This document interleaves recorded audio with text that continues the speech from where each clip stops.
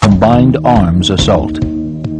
At 2 p.m., just as Egypt attacked the Suez, 5 Syrian divisions, armed with some 900 T-62 and T-55 tanks, swarmed toward the Purple Line.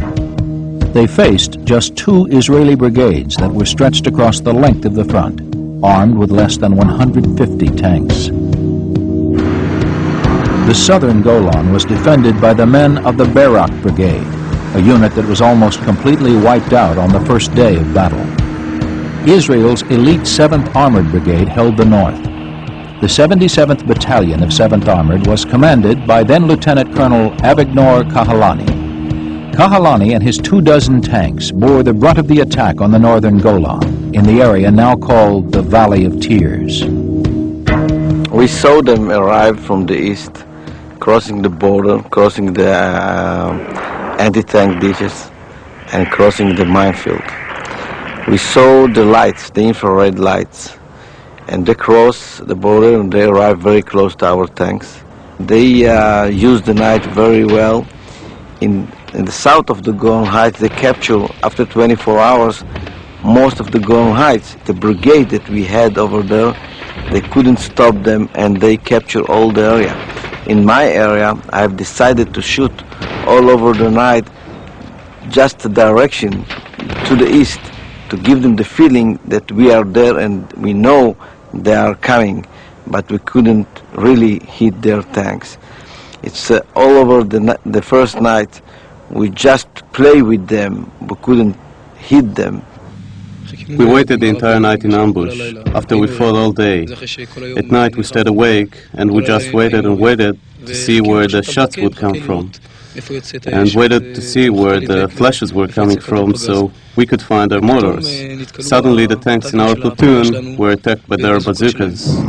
In southern Golan, the survivors of the Barak Brigade fought a doomed battle against 3 Syrian divisions. A brigade raced to their rescue, led by then-Colonel Ori Or.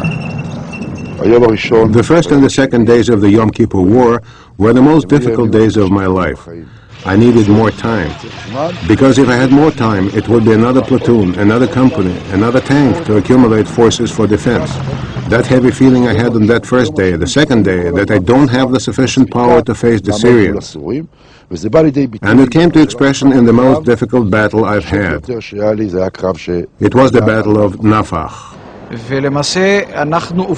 We were surprised because already in Nafach, we saw Syrian tanks right in front of us, firing at us. Actually, the first time, I felt like it was a real war, not just an exercise like we were used to, was when I saw that on my left and right, friends were getting hit and killed, tanks were getting hit and catching fire, and a lot of the battalion soldiers of our company were dead. Ori Or split his brigade of 40 tanks into 2, sending a small force to attack head-on, while a larger force snuck up from behind. It was a classic armor maneuver that enabled Or's small force to overpower the Syrians.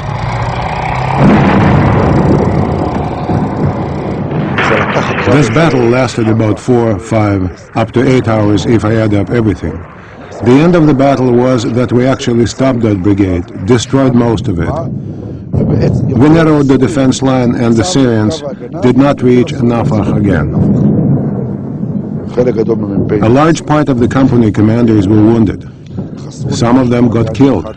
One died later on, and I will never forget for the rest of my life that night that we sent infantry to collect the wounded left in the field from the tanks that got hit. I rebuilt the entire brigade's crew all over again. I found myself with 25 meters in front of my tanks. I met 3 T-62 and the 3 commanders looked straight to my eyes and I was alone. And I jumped to my tank and I moved the main gun to the right tank and I screamed at my gunner to shoot immediately, and he couldn't see the target because it was so close to his telescope and he saw just a green line a green color in the face. And he asked me so many questions, what is the range and why we are shooting. And the first time I found why the designer designed the gunner will sit very close to your legs. And of course I kick him, and he shoot.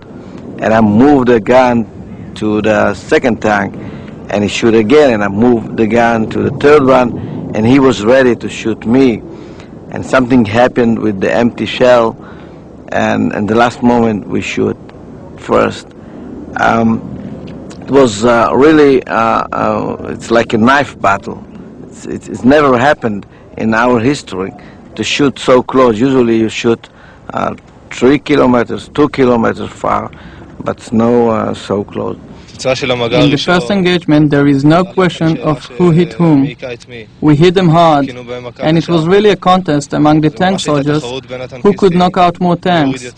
My tank, in the first battle, knocked out only 15 tanks. That was very little in relation to how many the battalion knocked out.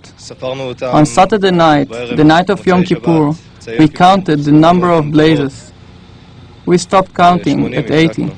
Don't think too much. It's so fast, and I have to do it like the Western story, Western movie, in like a Bill Carter or a John Wayne. It's almost same. You have to shoot very fast and to try to hit all of them. You're so scared, you don't think. You hit and again and again and again. This is the Banat Yaakov Bridge, spanning the River Jordan. On the night of October 7th, a Syrian division reached this bridge and paused. Before them lay an undefended road that could take them straight into the heart of Israel. But to the division commander, it looked too good to be true.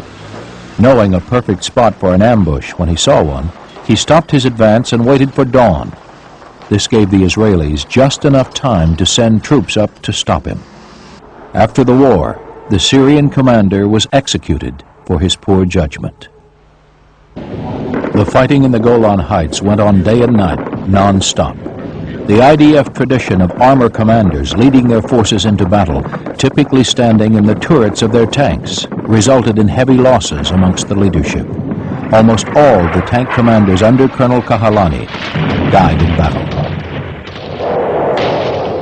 We have a prayer in Jewish prayer in the morning that everybody say that thank you God that you didn't make me a woman. But during the combat, you sometimes want to change the prayer. It means that you prefer not to be there. It's really a bad situation. You can see many of your friends were killed. And from my experience, I can tell you that I didn't try to think about that. I saw them, I saw what happened to them, and I closed my eyes and looked to the enemy to try to identify who is going to kill me now, and I tried to kill him first. I saw on the roadside one of our soldiers lying down, seriously wounded. Then I was in a very serious and difficult dilemma. I was torn between the decision to get out of the tank, take him, turn around with the tank, and evacuate him because he was wounded, or to go on with my mission, drive on in order to block. And I remind you, we were in the situation of blocking the Syrians. And then I decided to stop the tank. Behind me were 2 or 3 more tanks, but I stopped the tank. I got out with the canteen, and I gave the fellow some water. He grabbed my hand, grabbed me hard, and yelled in Hebrew, "Hanan, help me, take me away from here, because I'm wounded." He was severely wounded. At least one leg was blown away, and he was bleeding. The fact he called me Hanan increased my dilemma even more, because he knew me. I could not recognize him because he was so badly wounded. Eventually, I forcefully broke myself off from him, from his strong hold of my hand. I got on my tank and continued.